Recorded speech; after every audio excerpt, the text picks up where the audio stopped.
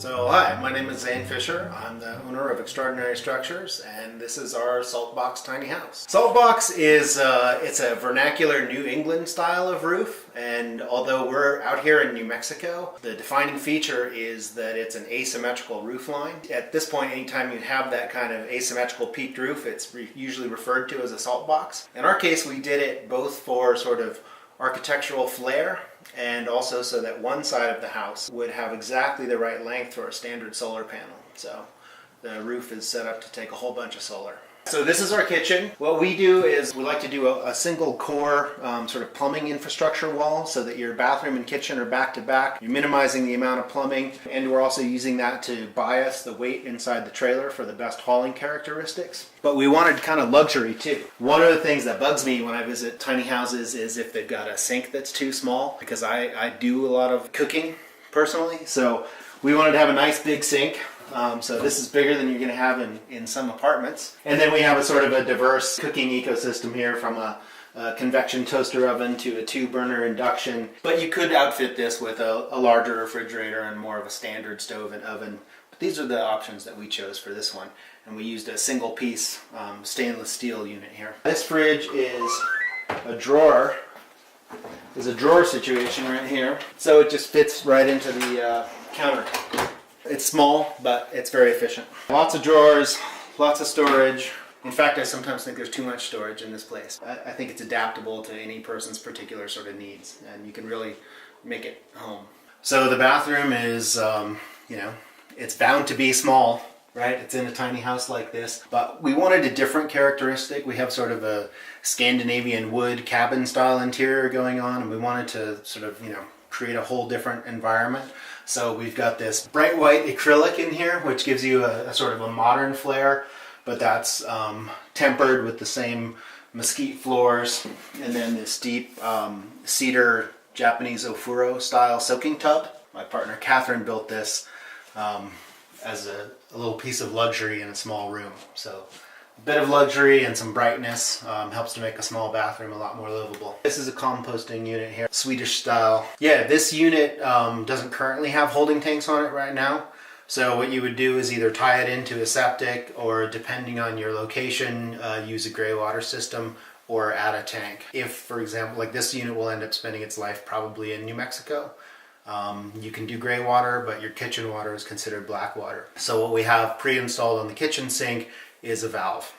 So you could direct it to a tank, or if you're not using food, you could direct it to a gray water system. We like to avoid lofts whenever possible. They're enjoyable, but in a small space, we don't want to put too much weight up above or take up the nice airspace. But over the bathroom is a natural place to have a small loft. Can sleep up there, or a kid can sleep up there, a guest, or I think of it as kind of a reading nook.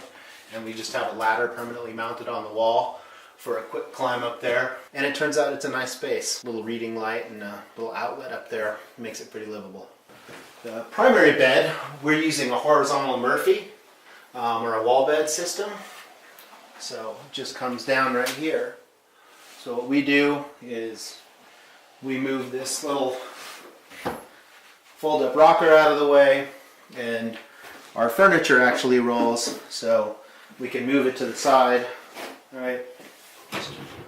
Bring it out here, and this guy is what actually ends up supporting your bed, so that they're not in your way when you get out of bed in the middle of the night. You don't end up kicking the furniture here. You've got a little reading light, outlets at bed height, then you're right next to the window. So for me, this is more enjoyable than a loft. What we do here at Extraordinary Structures is a panelized construction system. We do a computer model of anything that we're going to build. We break it into component sections, and then we use a CNC router or an automated system to carve out those panels in precise shapes and lock them together, kind of like Legos for big kids or something like that. So in this unit you can see the joints here, where each 2-foot wide panel connects to the next one. So once we've designed a structure, it actually assembles quite quickly. This little stove, it was invented for marine applications out of the Seattle area. So for fishing crews going out early who want to warm up, and it's a super efficient burn. in a very small package. So that's why we like this stove. It's really in here as kind of showing off that there's room for luxury even in a small space. Primary heating and cooling in this unit is done with a mini split, so you don't actually need heat, but it's pretty nice, especially in the winter. Get back from a day of skiing or snowshoeing or just hard work and be able to light up a little fire. Kind of adds that something special that makes you feel like tiny house living is a luxury rather than something that you're giving something up for. Is there anything you wish you would have done differently with this build? There are some small things, just in the ways we've configured some of the drawers. So I think we've changed some ideas about that. We've learned some lessons about how to run infrastructure in the most optimal ways, especially if we're not building a whole unit for someone, or if we're providing a shell, which is something that we do. How to make sure that it can work really well for electrical and plumbing trades. Part of that is the tiny configuration, and part of that is using a panelized construction system like we do. Overall, I think we're pretty happy. You know, we've got other floor plans that we're working on that are different, but this one has a lot of versatility in it for us. Where do you see the future of this? Do you see this as something that is going to be progressing for many years to come, or do you see this as something where it's going to be a niche small market that's always been there, but now they're starting to become more aligned with the thought process of the tiny home living?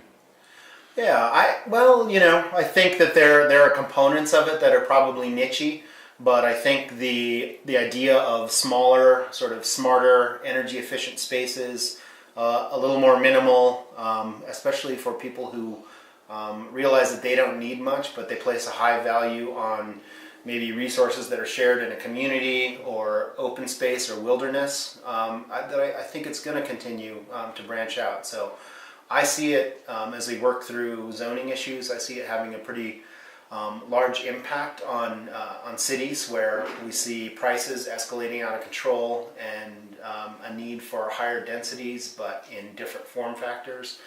And I see it as a way to add to a sort of healthy housing ecosystem overall as we move forward. So I think there's a place for it, and as we see, we're doing a panelized system that allows for sort of rapid assembly, and there are other people out there who are not just building small, but also innovating in the housing construction area. And so to see companies coming up like that is exciting, and I think it does point to the